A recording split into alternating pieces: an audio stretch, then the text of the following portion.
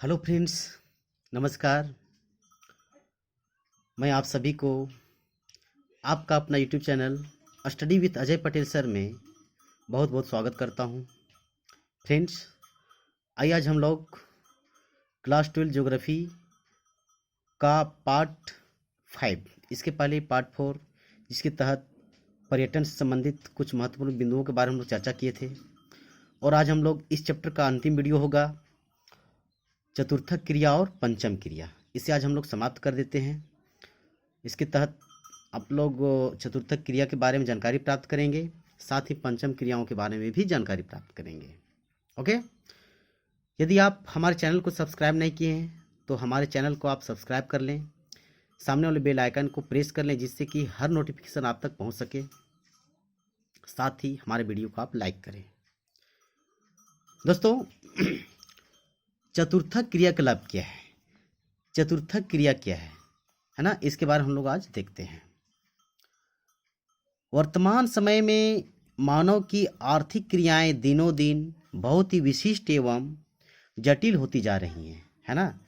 अभी जो वर्तमान समय में देखा जाए तो जो मानव की जो आर्थिक क्रियाएं हैं वो जटिलता की ओर जा रही हैं। एक्चुअली आप लोग इतना जान लीजिए कि जो चतुर्थक क्रिया का रिलेटेड थर्ड क्रिया से है, यानी उसी का एक भाग समझिए इसको। ओके, जिनमें क्रियाओं का एक नवीन रूप चतुर्थक क्रियाओं के रूप में सामने आया है। देखिए, इसका एग्जाम्पल में हम लोग क्या लिख सकते हैं। मानव की कानून, जो कानून होता है, वित्त, शिक्षा, शोध और संचार से जुड़ी उन आर्थिक गतिविधियों को जो सूचना के संसाधन और सूचना के प्रसारण से संबंधित है, चतुर्थक क्रियाओं के अंतर्गत सम्मिलित किया गया है। फ्रेंड्स, जितना भी एग्जाम्पल आप लोग देखें वो हमारा चतुर्थक क्रिया के अंतर्गत आता है। मानव की कानून, वित्त, शिक्षा, शोध और संचार, ये किसके अंतर्गत आता है? चतुर्थक क्रिया के अंतर्गत आता है। फ्रेंड्स, वर्तमान में देखा जाए तो विश्व के लगभग सभी देशों में, विशेषकर विकसित देशों में, चतुर्थक क्रियाओं में लगे लोगों की संख्या में निरंतर वृद्धि होती जा रही है ना। कि विकसित देशों में जो चतुर्थक क्रिया का मतलब क्या? चतुर्थक क्रिया के अंतर्गत हम लोग किसको रखेंगे? जो गवर्नमेंटल जॉब करते हैं, है ना, उसको। तो लोग अभी दिनों दिन आकर्षित हो रहे हैं उसकी ओर, जो सेवा देने काम करते हैं, ठीक है। तो इनकी संख्या दिनों दिन क्या हो रही? बढ़ रही है। आइए हम लोग आगे देखते हैं। देखिए, अभी वर्तमान समय में देखा जाए कि कंप्यूटर के बढ़ते प्रयोग, है ना, कंप्यूटर के बढ़ते प्रयोग तथा सूचना प्रौद्योगिकी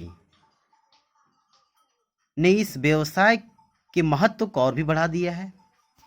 देखिए, सूचना प्रौद्योगिकी के उपयोग से प्रौद्योगिकी में नए आविष्कार हुए हैं, जिससे अनेक क्रांतिकारी परिवर्तन हुए हैं।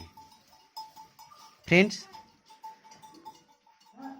अभी देखिए वर्तमान समय में बोला जाए कि वैश्विक नगरों के विकास के रूप में चतुर्थक क्रिया का एक बहुत ही ज़्यादा भूमिका रही है ना।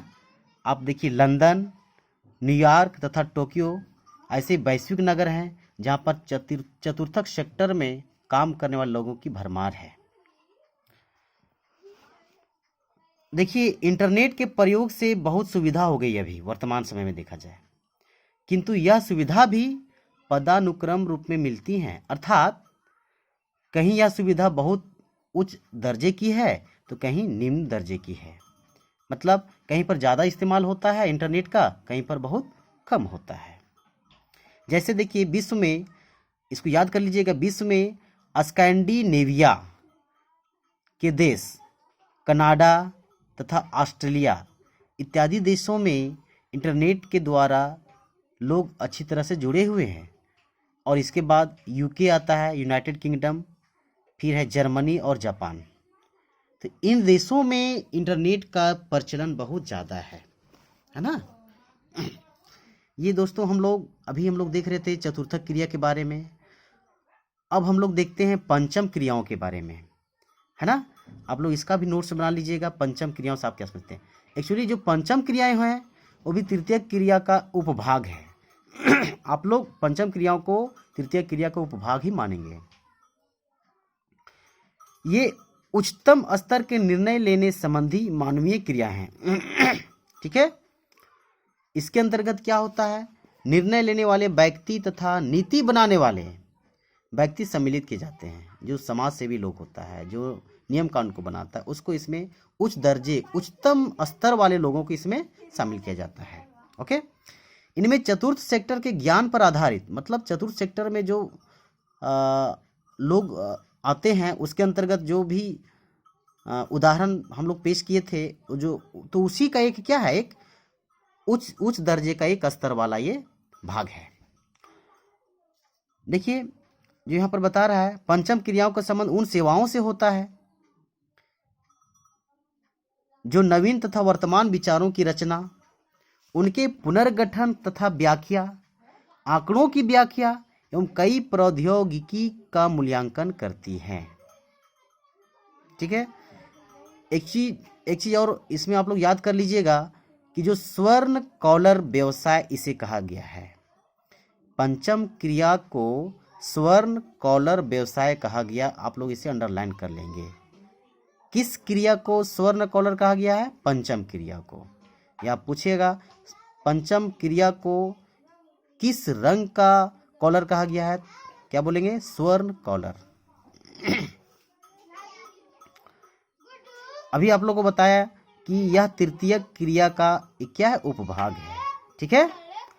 अब देखिए कुछ आप लोग हेडिंग बना लीजिए, कॉलर का रंग एवं कार्य की प्रवृत्ति, मतलब किस प्रकार के लोगों का जो कार्य करने का जो प्रवृत्ति होता है उसको किस कॉलर में हम लोग रखते हैं, कॉलर का रंग उसका क्या होता है।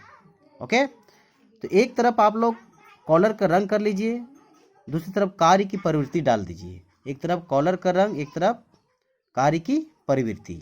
ठीक है ना। जैसे देखिए लाल कॉलर, लाल कॉलर के अंतर्गत प्राथमिक क्रियाओं को रखते हैं। लाल कॉलर में किसको रखते हैं? प्राथमिक क्रियाओं, यानी प्राथमिक क्रिया में जो लोग काम करते हैं, प्राथमिक क्रियाओं का जो उदाहरण है उसको रखा जाता है। जैसे आखेट होता है ना, पशुपालन होता है, कृषि होता है, वनों को काटना होता है ना, यानी वनन क्रिया होता है, या खनन क्रिया होता है। इसे हम लोग कहाँ रखते हैं? लाल कॉलर में रखते हैं। ओके। स्वर्ण कॉलर में किसको रखते हैं? पंचम क्रिया को रखते हैं। आप लोग याद कर लीजिएगा, स्वर्ण कॉलर में किससे संबंधित है? स्वर्ण कॉलर पंचम क्रियाओं से संबंधित है। ओके। उसके बाद श्वेत कॉलर, श्वेत कॉलर में द्वितीय क्रिया को रखते हैं दोस्तों, जिसमें कि उच्च प्रौद्योगिकी उद्योग में अति कुशल कर्मी लोग होते हैं।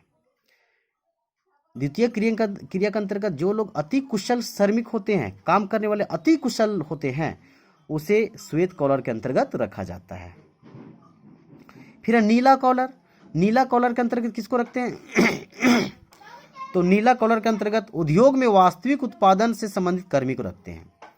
उद्योग में जो वास्तविक उत्पादन से संबंधित कर्मी, जिनका उद्योगों से संबंध बिल्कुल घनिष्ठ होता है, उसे नीला कॉलर में रखा जाता है, अर्थात ये भी द्वितीय क्रिया के अंतर्गत आता है। ओके। इसको आप लोग याद कर लीजिएगा कि लाल कॉलर प्राथमिक क्रिया, स्वर्ण कॉलर पंचम क्रिया, श्वेत कॉलर उच्च प्रौद्योगिकी उद्योग में अति कुशल कर्मी, और नीला कॉलर उद्योग में वास्तविक उत्पादन से संबंधित कर्मी। ठीक है फ्रेंड्स। अब थोड़ा सा एक चीज और आप लोग इसको नोट्स बना लीजिएगा, आउटसोर्सिंग, है ना, बाह्य स्रोतन। ये भी प्रश्न आता है कि बाह्य स्रोतन से आप क्या समझते हैं, या आउटसोर्सिंग से आप क्या समझते हैं। ठीक है। देखिए आउटसोर्सिंग क्या है, इसे हिंदी में बाह्य स्रोतन भी कहा जाता है। यह आर्थिक क्रियाओं से संबंधित एक नई प्रवृत्ति है, जिसके अंतर्गत लागतों को घटाने और दक्षता को बढ़ाने के लिए बाह्य अभिकरण का सहारा लिया जाता है ना। देखिए दोस्तों, बाह्य स्रोतन मुख्यतः प्रौद्योगिकी, मानव संसाधन, ग्राहक सहायता, कॉल सेंटर और कई बार विनिर्माण, और अभियांत्रिकी के लिए भी किया जाता है। तो बाह्य स्रोतन किस के अंतर्गत क्या क्या आते हैं?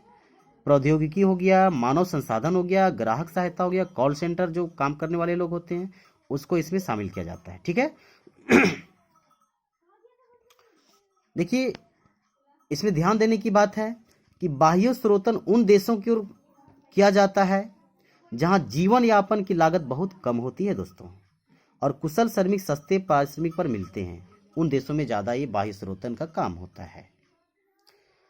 देखिए, बाह्य स्रोतन के कारण भारत, चीन, पूर्वी यूरोप, इजराइल, फिलीपींस इत्यादि देशों में बड़ी संख्या में कॉल सेंटर खुले हैं, है ना। कॉल सेंटर में लोगों को जॉब मिलता है, लोग आर्थिक स्थिति को मजबूत करते हैं। तो ये जो कॉल सेंटर है हमारा बाह्य स्रोतन के अंतर्गत आता है। आप लोग कॉल सेंटर का नाम सुने होंगे। इससे भी क्या होता है, बड़ी मात्रा में रोजगार का अवसर उत्पन्न होते हैं। इस प्रवास को देखिए, इस प्रवास को रोकने में सहायता मिली है ना। इससे जो प्रवास, जो लोग एक दूसरे देशों में जो जाते हैं काम करने के लिए, या फिर एक जगह से दूसरे स्थान पर, एक राज्य से दूसरे राज्य में, तो ये जो बाह्य स्रोतन के कारण प्रवासियों को, यानी एक स्थान से अपने स्थान को छोड़कर दूसरे जगह पर जाते हैं, उसे रोकने में सहायता मिली है। एक और कॉल सेंटर के अंतर्गत दोस्तों आपको अंग्रेजी भाषा में निपुण होना पड़ेगा, है ना। कार्य में कुशलता दिखानी पड़ती है। ठीक है।